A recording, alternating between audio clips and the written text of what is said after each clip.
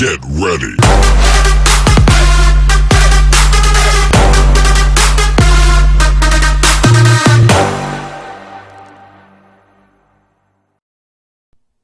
Hello and welcome to this week's episode, brought to you by Adventure Bike Pilot. In this week's episode, I just want to go through an overview of the Wild Atlantic Way here in Ireland.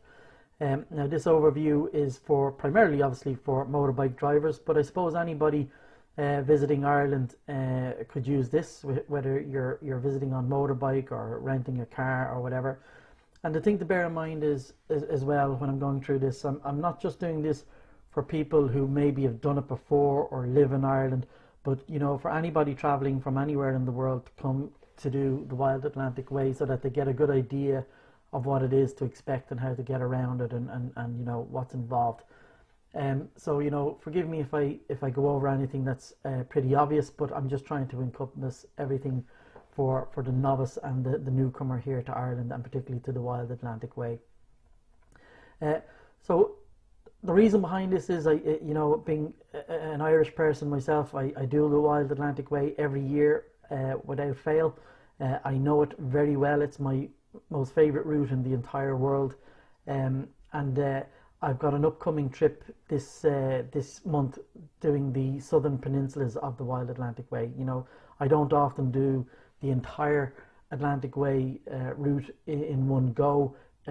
Because I'm lucky enough to live here in Ireland, I can do certain sections of it at a time.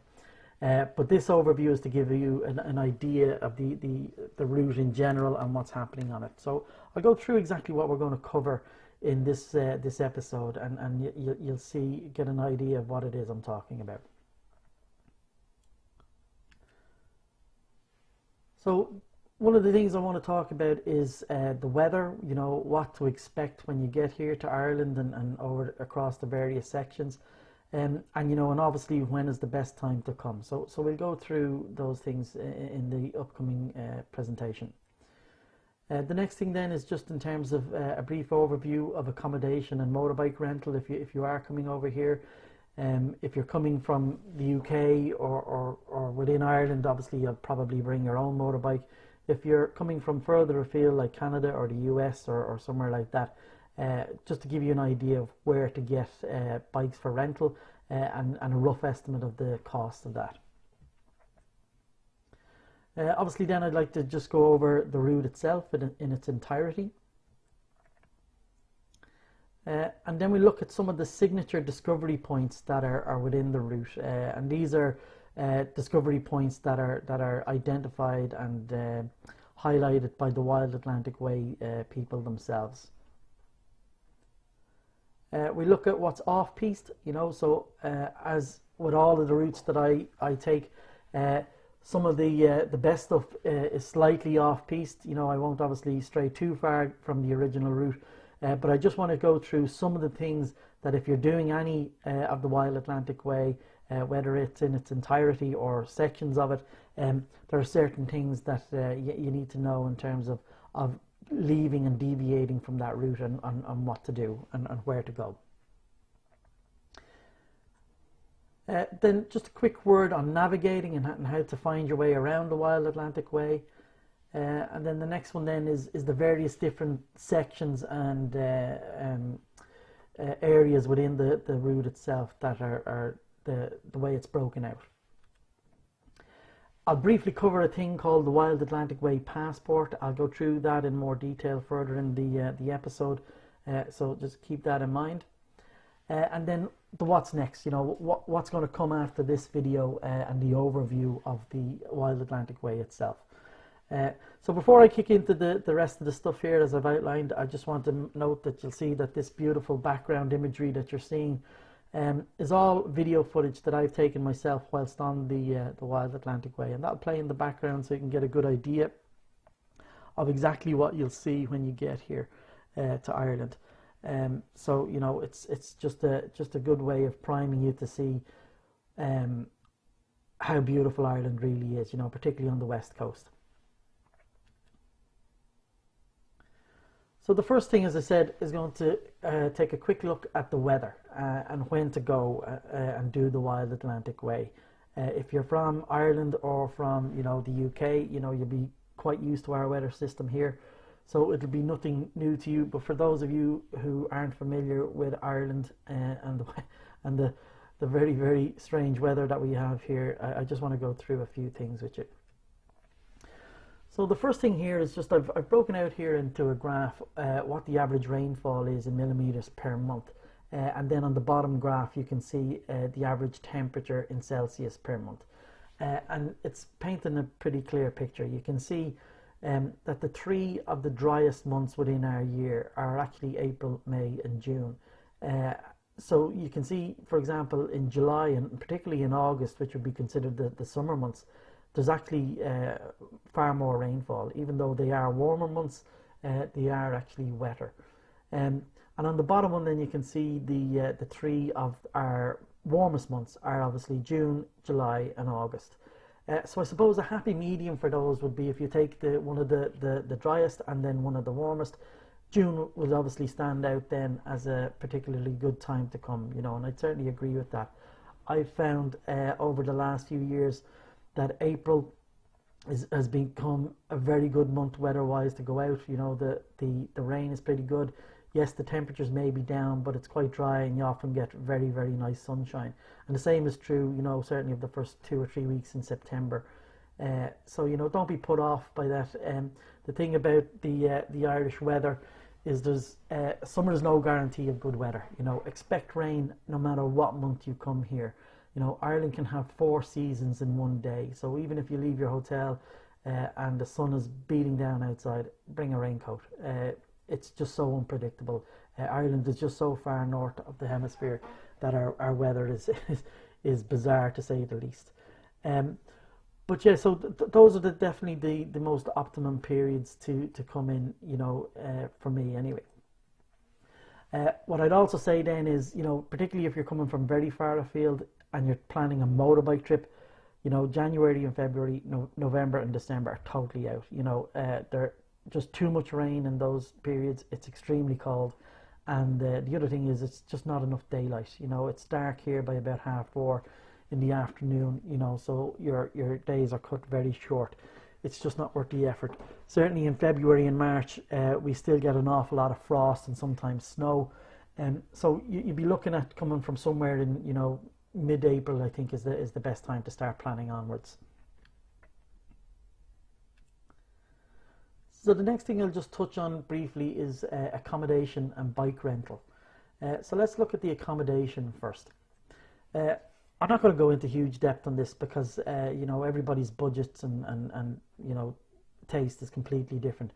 But suffice to say that there's plenty to choose from all the way along the Wild Atlantic Way, and it'll suit all budgets. So you have everything from 5-star hotels, 3-star hotels, to bed and breakfast, to campsites, glamping.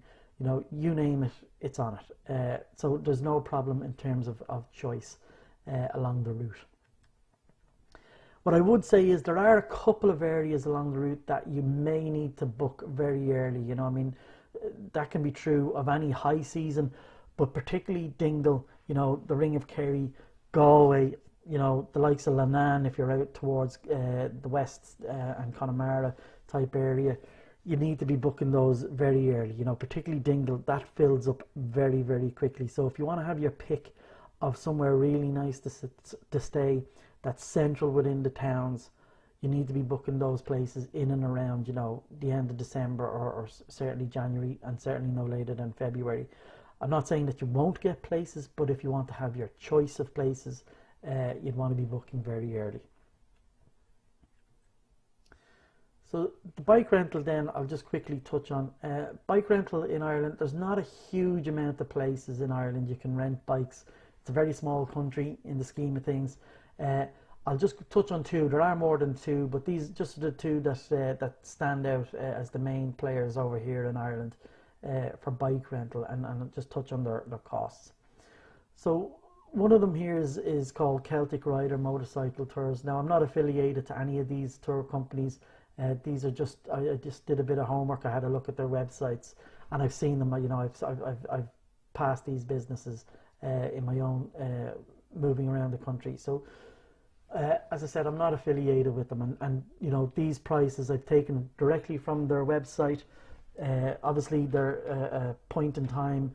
You know, when you're planning your trip, if you're going to use any of these companies, go and talk to them directly, get the best and most up-to-date pricing from them. And these are just their daily rates. It doesn't include whatever deposits and securities, etc., that they need. Go and talk to whatever touring company you decide to use directly. I'm just giving you an example here. So as you can see, Celtic Rider Motorcycle Tours, they're based in County Kildare, which is the county next to Dublin. They do just plain bike rental if you want them, or they do self-guided and guided tours. And as you can see from the grid below, you can see their daily rates. So they seem to only have basically two rates, anything from 3 to 6 days or anything greater than 7 days. So if I take my own bike as a benchmark, a BMW 1250 GS Adventure, you can see if you're taking it for more than 7 days, it's going to be €175 a day. The next one then is Lemon Rock Motorcycle Tours, and these are in Trim in County Meath. Again, it's another county adjacent to Dublin, but it's quite close to Dublin Airport. I suppose Trim would be about 35-40 minutes out from the airport if you were to take a taxi. But you can see they have a slightly more comprehensive rate system. And again, if I use something like a BMW 1250 here, for example, as a benchmark, you can see it's 190 per day if you're up to 7 days, but once you go over to 7 days, it goes to 185, and then anything over 14 days, you're down to 125. So you can see there can be quite a bit of variance. So the message here is to just go and shop around. As I said, these aren't the only two in Ireland, but there's not much more than, you know, maybe 4 or 5 maybe rental companies in all of Ireland. So definitely go and shop around. So then the route itself, the overall route, what is the Wild Atlantic Way itself in terms of where it goes and how long it is. So there you can see on the left the map of Ireland, and the line in blue is essentially the Wild Atlantic Way. So you can see at its northmost point, it starts in County Donegal in a small little village called Muff, and its ending point is down here in County Cork in a beautiful little town called Kinsale. And it basically follows the coastal route all the way down. It's 2,500 kilometers roughly, or about just over 1,500 miles. Obviously it's a coastal route. There's 150 what they call discovery points on it, which are basically beautiful scenic points, and 15 of them are what they call signature discovery points. These are points that are just absolutely, you know, not to be missed within the route. There's over 1,000 attractions and 2,500 plus activities. The other thing is then, how long does it take to do it? Well, that's totally depends on what way you're going to do it. You know, Ireland isn't a very big country. From top to bottom, it's only about, you know, 500 miles. But obviously, when you're following a route like this, it brings that route out to 2,500 kilometers. So what I would suggest, if you have the time, what I would do is do it in sections and spend the time to stay in each of those sections. But if you're just doing it from top to bottom, I'd certainly give it at least a week, you know, 2 maybe at the best. But it's totally up to you on what your plan would be. The next thing then to look at then is the signature discovery points. So as I mentioned previously, there's about 15 of these discovery points within the overall larger group of discovery points, these signature points. I've listed them all here, from Mallinhead, Fannethead, Slieve League, Mullaghmore, Downpatrick, Keemstrand, Killary. I won't go through all of them here, but you can see just I've got all 15 of them listed. Just to give you an example of what these particular signature points look at, I've just included a couple of pictures. And obviously I'll include all of these because you'll see at the end I'm going to go and vlog this entire route, and I'll do a much more in-depth map review of each of the sections. And when I actually travel and do the route, I'll make sure I include all of these 15 signature points within the video footage, and I'll actually go to them on the bike, and we'll get to see them in actual person when I do the trips. So as I said, let's look at some examples of these 15 discovery points. So let's look at, for example, here Malin Head. So Malin Head is our most northerly point here in Ireland. Mizzen Head being our most southerly point, and it's a beautiful area. You can see here there's it's got this white era stamped into the ground there in stone, but it's out in a really remote place. It's really beautiful, well worth the trip up. Another one then is Fannet Head, the lighthouse there at Fannet Head, absolutely stunning location. Sleeve League, and I mean they're Europe's tallest cliffs, and an absolute stunning drive up to them. I mean the picture just doesn't do it justice here, so I've had to cover this chap's face here for anonymity reasons, so our privacy. So definitely worth a trip up. You can see this is the type of area that this is the reason why these are considered signature points. And then there's the Dursey Island cable car. This is Ireland's only cable car. You can see the cable car there in the distance, halfway between the island and the mainland. But yeah, it's a cable car used for farmers to bring sheep to and from the island. And again, even getting down to Dursey is an unbelievable drive. You won't believe it. So let's look at some of the things off-piste. And so what I've done here is, you see on the map here, I've just taken a subsection of the overall route. So you can see the blue line here is following the Wild Atlantic Way coastal route along the Ring of Kerry. Now, if you were to stick to just the Wild Atlantic route, there is a load of stuff just in this little section that you would miss. And that's why I recommend you do not just stick to the Wild Atlantic Way route itself. When I go through the actual routes that I'll be putting onto my route app, and when I vlog it and drive it, I'll be adding in all the additional bits that I always do. So don't worry if you don't know them or you haven't seen them. I'll be going through all of that later. But just as an example of them, Gap of Dunlow. Gap of Dunlow here is just one of Ireland's most iconic beauty spots. It's absolutely stunning, and it's up here in Clarny National Park. And as you can see, if you were to just stick to the route, you wouldn't even come close to going to see the Gap of Dunlow. Let's do another one. Ladies View. Again, this is a viewing point here along the road that you pull in, where you get to look out over Killarney National Park itself. So all of this here is essentially Killarney National Park, and again, it's absolutely stunning, and you would miss it if you were to just stick to the Wild Atlantic route. This one here is called the Ballabima Gap, and again, it's another inland pass that goes over the mountains here. It's full of these huge rocks, like a quarry running all the way through it. And the picture again here isn't doing it justice. This has to be seen to be believed. It's a really stunning road. The other good thing about the Ballabima Pass is very little people know about it, so you get the whole place to yourself. None of the tour buses or anything go up it, so it's a real local knowledge spot that a lot of other people may not find.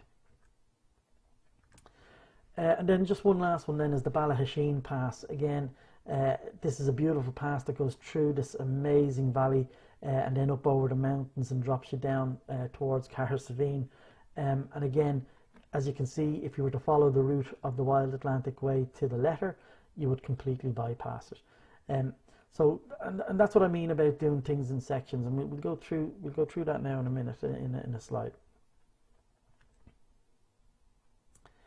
Now, navigating the Wild Atlantic Way, there's a couple of things that are just handy to know when you're finally on the Wild Atlantic Way, and that's just generally how to get around. So it's very well branded. You can see this WAW. This is the symbol for the Wild Atlantic Way. It almost looks like the WWW from the internet. But anywhere you see this sign, it's pointing you in the direction of the Wild Atlantic Way. So if you've started the Wild Atlantic Way from the north and you're heading south, you will always follow the one that's telling you it has an S in it that's going south. If you're going from south to north, you'll always follow the sign that's got the N in it for north. So it just makes it really easy to follow it around without even using a map. Every junction along the route will have these brown signs with the blue Wild Atlantic Way symbol in it, and the N and the S will denote whether you're traveling north or south on it. So it makes it really easy. You know, once you're going one way, you know that you always stick to that one. All of the signature points, sorry, not the signature points, but all of the points will have these metal signs on them here. So you can see it's got the WAW symbol on the top, and then the name of the point is here or here. And then you know you've hit the point within the route itself. So these are all along it, and these are the best points to stop at if you want to just get out and have a look over an amazing vista, take a photograph, or put your drone up or whatever. So when you're driving the route, watch out for these little signs. Obviously, you can't stop at every single one of them. You can try, but you'll never get anywhere. But there's certainly a few that are well worth the stop. And then the last thing to know about the route is, you know, there's an awful lot of borings, which is Irish for basically twin tracks. So most of the route is fine, but there are some sections of it, particularly if you go off piste a little bit, that will bring you down these very, very narrow twin track lanes. Thing to know about them, if you're not used to driving these, if you're from somewhere like the US or Canada, I don't know if you have too many roads like this over there, and they're beautiful. They're well worth the effort to get down. They're all over Ireland, particularly on the west coast. The thing I would say though is if you've never driven on these before, is the grass bit in the middle. If it's wet, it's like ice. So if you're crossing from the piece of tarmac one to the other, just be very careful of your power on, power off on the back wheel when crossing over, because even if it's dry, if it's been raining for the last day or two, this strip here can retain moisture, and it's like driving across an ice ring sometimes.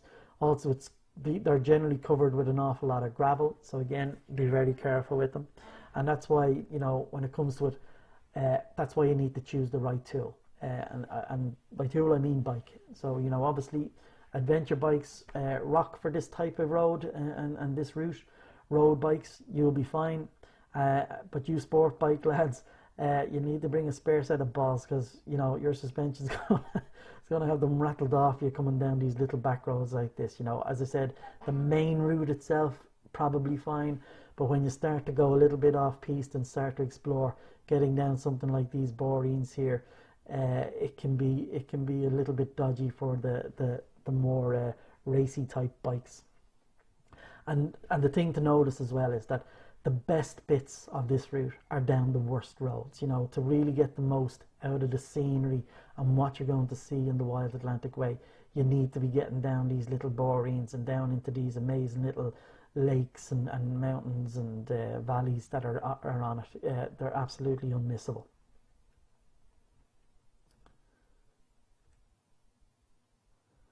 So then this is just go over the various sections, and these are the sections as laid out by the Wild Atlantic Way themselves. They've broken it into 6 sections. The Northern Headlands, which is up here in the blue, which is basically, you know, north of Ireland. Then you have the Surf Coast, the Bay Coast, the Cliff Coast, the Southern Peninsulas, which is my personal favourite, and then the Haven Coast, which is kind of West Cork. So as I said, to do this route justice, if you had 2 or maybe 3 weeks, you should stay a few days in each of these sections and just go and explore every bit of it. It's well worth the effort, absolutely well worth the effort. But if you're going to just drive it from top to bottom, well then you're better off breaking it into, I feel anyway, into 3 different sections, and that's what I've done here. So the way I look at it is, if I'm going to be constantly traveling either south, if I'm starting in the north, or vice versa, you know, you would probably make it from there up to here, and then from there up to here, you know. So I tend to try and break it into 3 sections. So that obviously being the north up here in the green, which is basically Donegal, Sligo and Leitrim. Here in the orange is, you know, Galway, Mayo, you know, Connemara. And then down here, as I said, my personal favourite is the south, which has Cork, Kerry, Clare and Limerick. And down here is basically these 3 here are the Southern Peninsulas here.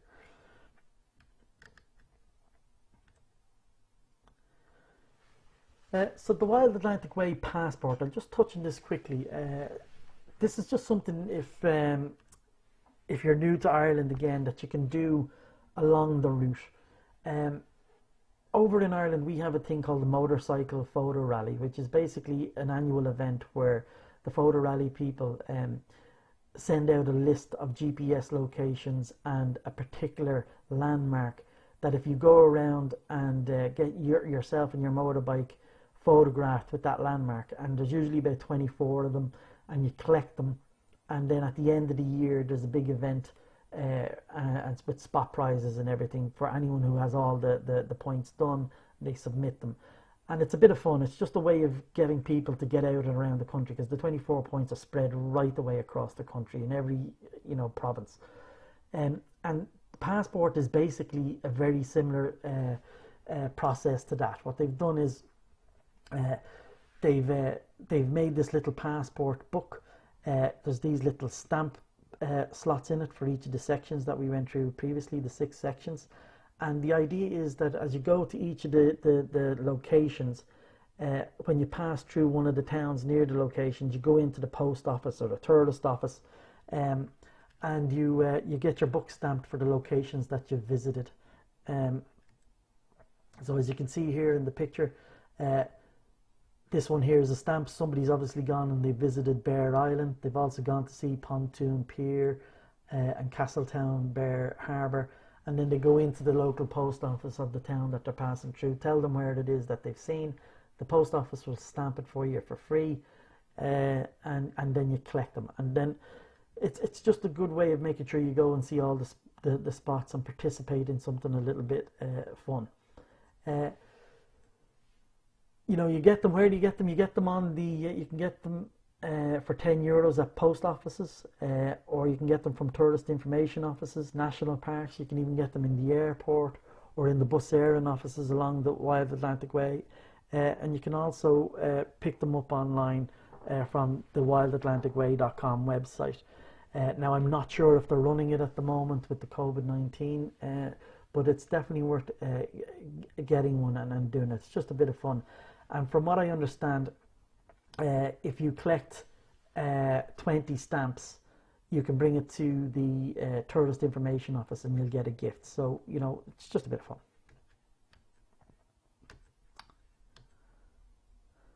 The other thing to notice is that buying this passport does not make you an Irish citizen.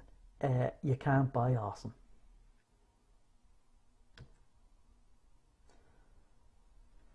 So what's next after now that I've done this video? Well, obviously I've got to plan and share the routes, which are pretty much all done. So feel free to reach out to me. I'll send you the link to the folder in my route app that has all of these routes in it. You can download them, upload them to your sat nav, change them, amend them, do whatever you like with them. But if you feel like you want to use these routes, by all means reach out to me. I'm more than happy to share them with you. What I'll do now in the next week or two is I'll start to go through an in-depth presentation of each of the sections that I've got mapped out, as I did with the North Coast 500, and I'll go through it in depth of all of the routes for each section. Where are the best places to stop? What are the points to go and see? All of the things that are off the main route that are definitely worth going to see. And then it'll just give you an idea of what it is that you might want to do if you're ever going to do this route. And then the only thing left to do then is actually ride it and vlog it. And as I mentioned, in the next 2 or 3 weeks, I'm going to head off now down to the Ring of Kerry, basically to do the Southern Peninsulas, which will take in the likes of Sheep's Head, the Beara Peninsula, the Ring of Kerry, and the Dingle Peninsula. And then we may even take in a bit of Clare going up through the Burren as well on the way home. So that's what I'm going to start with. That's my favourite section, and I'm doing it in a few weeks, and I'm going to vlog and video all of the locations. So hopefully you'll be able to follow me during those episodes to see this route in its actuality. So thank you very much for taking the time to watch the video. If you liked it, please subscribe and hit the old like button. hopefully you'll stay with this channel and follow me as I go through the entirety of the Wild Atlantic Way. As I said, I'll do the Southern Peninsula soon, and then probably the next section I'll do will be Connemara, and then I'll go and do Donegal. But those sections, because we've missed most of this year, I won't have time to get the vlogging and the video of them done this year, so I'll probably do them early next year, but I'll certainly get the routes out and go through the routes in detail for the entirety of the Wild Atlantic Way. So hit like and subscribe, and hit the little alert bell to be notified of new videos coming up. I'm trying to get to 1,000 subscribers, so please subscribe, particularly if you live in Ireland. You need to start supporting Irish vloggers. There's not a lot of us out there, so I'd really appreciate the subscription. So thanks guys, and I'll talk to you soon.